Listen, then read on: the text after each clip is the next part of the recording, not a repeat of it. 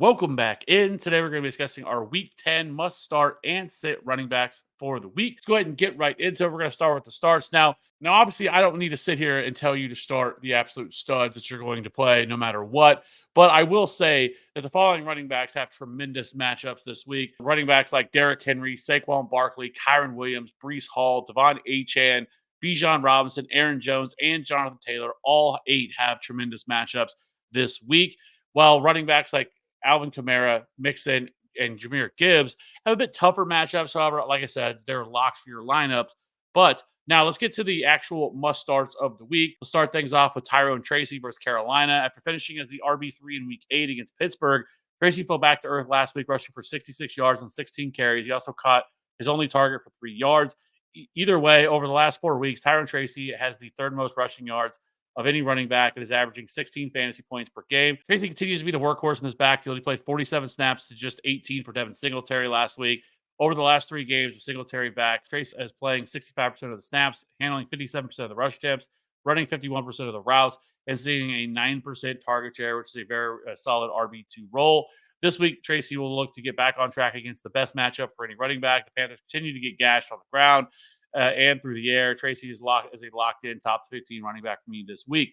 Next up in the same game, let's move over to the other side. We're going to talk about Chuba Hubbard. Hubbard bounced back last week after a couple down weeks with 17 total touches, 72 total yards, and finding the end zone twice and finishing with 21 fantasy points against the awful Saints run defense. This week, the Panthers will take on a Giants run defense that has really started to struggle the last 4 weeks. The Giants have allowed 176 rushing yards and 2 touchdowns per game to the position. Digging a little bit deeper, the Giants have allowed the third highest explosive run rate. So they are also 17th in stuff rate and a 2.37 yards per contact per attempt, which is the 4th highest rate in the league. Hubbard is a high-end RB2 this week, even with the possibility of Jonathan Brooks making his season debut. Next up, we're going to move over to DeAndre Swift. Swift continues to be one of the better running backs over the last 5 weeks. Even in a game where the Bears' offense was absolutely anemic, Swift managed to score 14 fantasy points on the back of 22 touches and 82 total yards. Over the last 4 games, Swift is averaging 18 fantasy points per game, which is the 6th highest rate in the league. One of the big reasons for his high output is due to a 71% opportunity share. He's currently handling 16 carries and seeing roughly 4 targets per game. That is RB1 type workload. It will continue to be an every week starter until further notice. This week, the Bears will head and take on the Patriots. The Patriots' run defense has been one to exploit as of late, as they've allowed 160 rushing yards per game and nearly 2 full touchdowns per game. They also rank top 15 in both yards before contact per attempt and stuff rate. Swift is once again a top 15 running back for me this week. Next up, let's keep it moving. James Cook might be the poster boy this year for running back who is outperforming his current usage due to his 7.1% touchdown rate, which is the highest rate in the league. He currently ranks 21st at opportunity share and 24th target share. However, his 1.03 fantasy points per opportunity is the highest among all running backs. Overall, he's currently the RB10, averaging 16.7 fantasy points per game. He's going to remain one of the more frustrating players. We either need a high target share or we'll need to maintain a ridiculous touchdown rate. This week, the Bills will head to Indy to take on the Colts. The Colts have allowed the 12th most rushing yards per game, but have only yielded 1 rushing touchdown over the last 4 games. They also rank 19th in yards after contact per attempt and have the 7th lowest explosive run rate allowed, making James Cook more of a middle-of-the-road RB2 this week. And honestly, as long as Ray Davis continues to take opportunities away from him, he is going to be boom or bust on most weeks. Next up, let's move over to Rhamondre Stevenson. Stevenson has stacked up 2 top 12 performances after a rough 4-game stretch. On the season, Stevenson is seeing 14 carries and 3.5 targets per game while averaging 14.6 fantasy points per game. However, his 2 most recent games are a bit fluky as they are largely driven by scoring 4 total touchdowns. He has only 82 total rushing yards over his last 3 games, which is almost hard to do. Next up is the Chicago Bears. Maybe without Caleb Williams, who suffered an ankle injury during garbage time against the Cardinals, the Bears' run defense has really struggled. Over the last 4 games, they have allowed 140 rushing yards and a touchdown per game. Furthermore, they rank 7th in explosive run rate allowed, the 5th lowest stuff rate, and their 2.72 yards before contact is the highest rate over that span. Rhamondre Stevenson should be able to keep things going this week. It is a pretty solid RB2 play. Next up, let's move over to James Conner against the Jets. Last week had to be one of the more frustrating weeks for James Conner owners. He saw not 1, not 2, but 3 rushing touchdowns go to other running backs or a tight end.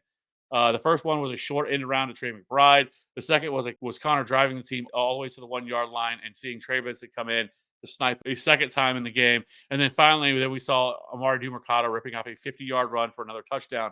Connor still finished the day with 120 total yards and 21 touches for 14 PPR points, but that could have been a monster day. This week, the Cardinals will take on a Jets defense that has allowed the 10th most rushing yards and tied with the Saints for touchdowns allowed over the last 4 games. All things considered, Connor is a strong RB2 play this week. Next up is Kareem Hunt versus Denver. Kareem Hunt continues to see a massive workload. It continues to pay off for fantasy managers. Hunt had another 27 carries for 106 yards and a score for 18 fantasy points against the Bucs on Monday Night Football. While he hasn't been efficient, he's had 21 or more touches and 1 or more touchdowns in 4 straight games. This week, the Chiefs take on a Broncos defense that has allowed the 13th fewest rushing yards, the 13th fewest touchdowns, but where they really have struggled is against pass catchers, as they've allowed the 5th most receptions, 9th most receiving yards, and the 4th most receiving touchdowns to running backs, which is why they've allowed the 14th most fantasy points to the position. So Kareem Hunt makes for, I think, a low-end RB2, mainly because he's not all that involved in the passing game. They just really haven't decided to use him there. So that is not something that he has really done a whole lot of. But still, with this insane workload that he's seeing and the crazy touchdown upside that he's possessing right now, Kareem Hunt is just an overall weekly starter no matter what. And then next up, we move over to J.K. Dobbins. Dobbins is one of the best stories from the season, considering the amount of the major injuries he suffered. No one could have guessed he would come back and averaging 16.2 fantasy points per game right out of the gate.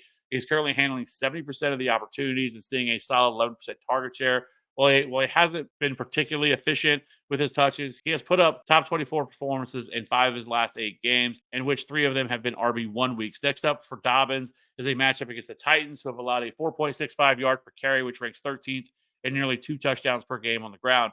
Digging a bit deeper, we see the Titans ranked 10th in explosive run rate allowed, 12th in yards before contact per attempt over their last 4 games. On the season, they have allowed the 19th most fantasy points to running backs, but have allowed the most receiving touchdowns to running backs as well. This is becoming a better and better matchup for running backs as the season goes by. And again, J.K. Dobbins is a locked-in top 20 running back this week. Next up is Najee Harris versus the Commanders. Before their Week 9 bye, Najee Harris went on a 3-game run of scoring 16 or more PPR points. He compiled 100 total yards and a score and a touchdown in 2 of the 3 games. Now, it's worth mentioning that he is back to splitting snaps with Jaylen Warren. Despite splitting snaps, Najee still averaging 17 carries per game and a healthy 11.7% target share. He also ranks 4th in red zone touches, 13th in explosive run rate, and 2nd in evaded tackles this season. Fresh off their bye, they will look to take on a Commanders defense that has allowed the 6th most rushing yards, the 3rd most rushing touchdowns, as well as the 4th lowest stuff rate and the 3rd highest yards before contact per attempt. As long as the game script stays in his favor, Najee should be in line for another really big day. Now we move over to the flex options here for the week. I kind of went back and forth on what to really do with Chase Brown because he actually could be even a sit for me. We did get news today that Zach Moss is out indefinitely with a neck injury. That's obviously great news for Chase Brown, who's coming off an incredible game against the Raiders. He rushed 27 times and received 5 targets. He turned that into 157 total yards and 1 touchdown for 26 fantasy points. This won't be as easy as this is one of the toughest matchup against the Ravens this week. The Ravens have allowed a 3.7 yards per carry with only 1 touchdown over the last 4 games. On the season, they have allowed the 7th fewest fantasy points to running backs. Where Brown can get there is through the air. The Ravens have allowed the 3rd most receiving yards and the 4th most receiving touchdowns. While I wouldn't expect a big day overall, Brown is seeing the type of workload that can make him a must-play no matter the matchup. Next up is Brian Robinson. Brian Robinson missed last week with hamstring injury. If he's able to return, he faces a Steelers defense that is more middle of the road against running backs, as they allowed the 11th fewest fantasy points to running backs this season. This is a spot I wouldn't mind sitting him if you have better options. Next up is Jaylen Warren. In the 3 games since returning from injury, Warren has averaged about 11 touches per game. He's top 50-plus yards twice, but he has yet to find the end zone this year. Big on the other option. Warren is a decent flex option against a very good matchup against the Commanders. Now let's talk about the Bucs backfield. Rachaad White and Bucky Irving continue to split touches and both continue to be extremely usable fantasy assets. Rachaad White is averaging 9.6 carries, but is averaging almost 5 targets per game and is the RB24 on the season in fantasy points per game. Irving is averaging 9.5 carries per game and an additional 3 targets per game, and is averaging about 11.5 PPR points per game. Both have carved out big roles to be viable fantasy options every single week. This week, the Bucs, though, do get a tough matchup against the 49ers defense that has yielded the 14th fewest fantasy points to running backs. But I will continue to say it, as long as these guys continue to see healthy target shares and decent carry numbers, I think both these guys are going to be viable fantasy options on most weeks. Well, we even saw it last week against the Chiefs. Chiefs are one of the best run defenses, and Rachaad White was still able to get there last week, did score a touchdown in that game. So I think Rachaad White is obviously going to be the guy that I'm going to favor over Bucky Irving. But still, both of these guys have been very productive, especially recently. And so both of these guys, I think, are going to be weekly flex options every single week.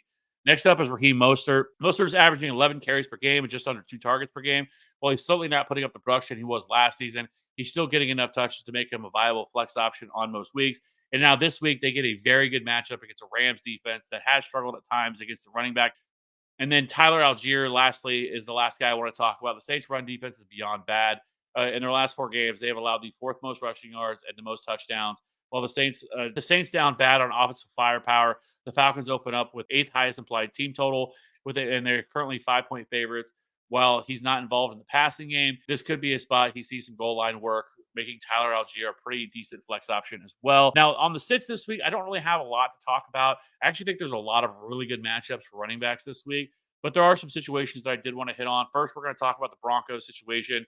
The Broncos running backs have turned into a three-headed backfield. Reports today indicated that they will look to give Audric Estime more looks. We'll see what that actually means, but none of the running backs have really been great this year, and now they take it on the league's best run defense in Kansas City. This is a hard pass for all three of these guys. I really want no part of playing these guys. If I was absolutely desperate, Javonte Williams is probably the only one I would look at, and that's mainly because his involvement in the passing game. But either way, I really don't want to play these guys if I don't have to.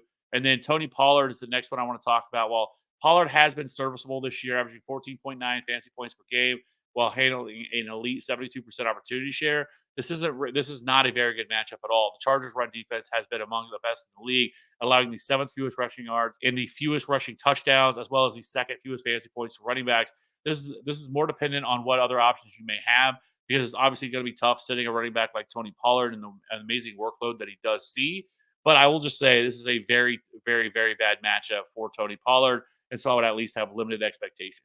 Lastly, is going to be the Jaguars running back situation. With the Jags splitting touches, it makes it tougher for either one of these to truly hit a ceiling or be a reliable fantasy asset at this point. Travis Etienne last week had only 5 touches for 30 yards against the Eagles, with Bigsby had 8 carries for 22 yards. While this obviously was a tough matchup, the next week won't get any easier because the Jaguars are going to be taking on a Vikings defense that has allowed the 8th fewest fantasy points to running backs.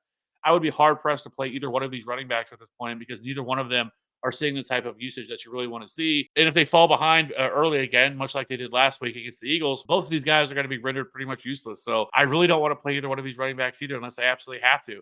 It's just not a very good matchup for these guys this week. That'll do it. I don't have as many sits as I normally do, but I just think there's a lot better matchups this week for running backs. But there were a few that we definitely want to hit on. So that being said, let me know in the comment section below if you do have any questions, start sit questions, trade questions, anything you may have. We'll be happy to get to you and make sure you get those answered for you. So if you haven't already, hit that like and subscribe button. We'll see you on the next one. Bye.